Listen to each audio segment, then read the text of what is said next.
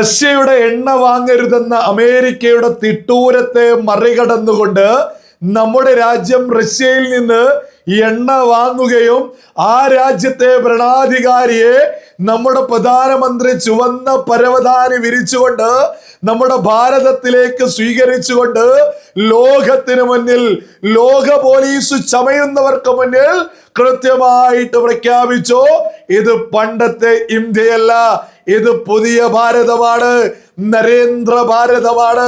കോൺഗ്രസ് അല്ല രാജ്യം ഭരിക്കുന്നത്, അമേരിക്ക പറയുന്നത് പോലെ മുന്നോട്ട് പോവാൻ എന്നുള്ള കൃത്യമായ പ്രഖ്യാപനം നമ്മുടെ രാജ്യം ലോകത്തിന് മുന്നിൽ പ്രഖ്യാപിച്ചിരിക്കുന്നു.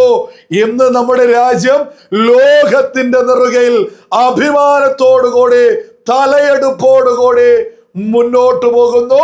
വ്ളാഡിമിർ പുടിനും നരേന്ദ്രമോദിയും തമ്മിലുള്ള ഈ കൂടിക്കാഴ്ചയെ ലോകം തന്നെ ഉറ്റുനോക്കുന്നു എന്നുള്ളതും സകലരും അഭിമാനത്തോടു കൂടി തന്നെ തിരിച്ചറിഞ്ഞോളൂ.